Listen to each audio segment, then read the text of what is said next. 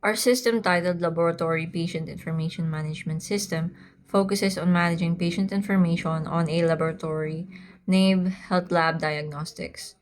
We use Apache NetBeans for programming the code and MySQL for the database. So, here are my group mates to explain the flow of the system. Gumawa kami ng basic login kung saan ang admin lang ang makakapag-login sa system. Sa paggawa ay gumamit kami ng database para ma-retrieve ang username at password at ma-validate ito kung tama ba ang in-input ng user. Pag mali ang in-input, may lalabas na pin kung saan sasabihin ay mali ang username or password na in-input.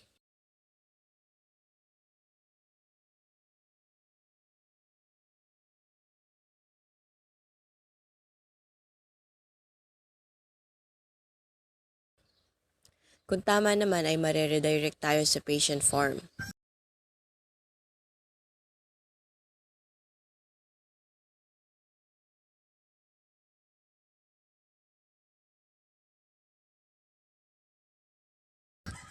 As you can see, CRUD lang ang ginagawa namin.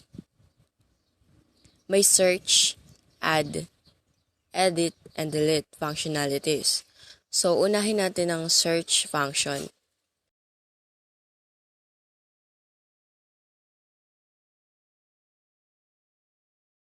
Magsa-search natin ang isang patient kapag tinype natin ang kanyang full name.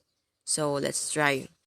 Kapag maling name or hindi nag-exist yung name na in-input, may pin na lalabas at sasabihin na patient does not exist. Mag-input tayo ng existing na patient. Successfully ang napag-search. I-try naman natin ang add function. Pag pinindot yung add new patient na button, may lalabas na bagong form. Sa adding of patient, ang mga need na i-input ay patient name, age, gender, address, and contact number. Makikita ito sa left side ng form. Sa right side naman ng form, you will see na dito mamimili ng test na kailangan ng mga patient. We made it na checkboxes para madali piliin. Yung mga button sa baba na pagpipilian ng test ay may mga function din.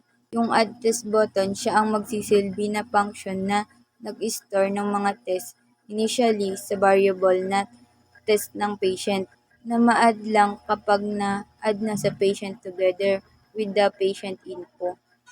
Yung clear selection button, i-clear niya lahat ng mga selected mong test. Yung calculate total bills naman, ika-calculate niya yung total na price na lahat ng test na napili. Lastly, yung cancel button naman, ibabalik ka lang sa patient form. So, let's try na mag-input ng patient info at mamili ng test niya.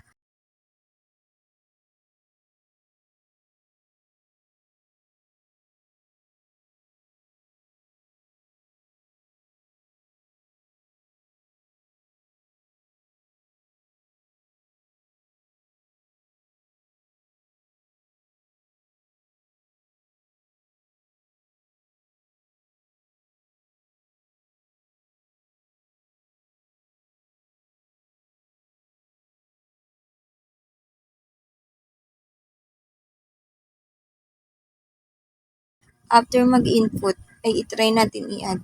So, successfully added na siya sa patient form. Lahat naman ng na-add na patient ay i-restore sa database.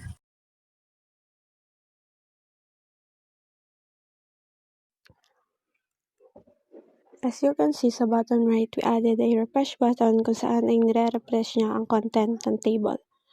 There are instances kasi na hindi lumalabas agad ang na-add na patient. Now, let's try the edit function. Kailangan mong mag-select muna ng patient sa table. Kapag walang na-select ay may lalabas na pin. Kung na-select mo naman ay you can proceed na i-click ang edit button. Mare-redirect ka rin sa isang page kung saan ay makikita mo na agad ang patient info at mga selected na tests. Pwede mo na itong i-edit. For instance, ay i-edit natin ang address, contact number, and test nitong selected patient.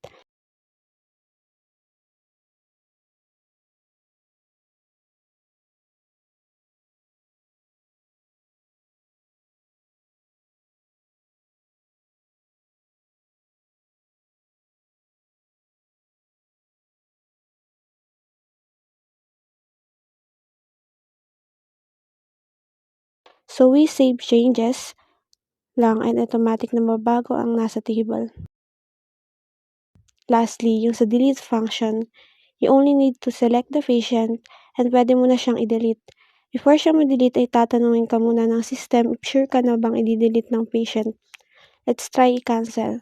Walang na-delete na patient. Now, i-try natin. Okay, so successfully na-delete ang patient. So, yun lamang po ang CRUD for Patient Information Management System.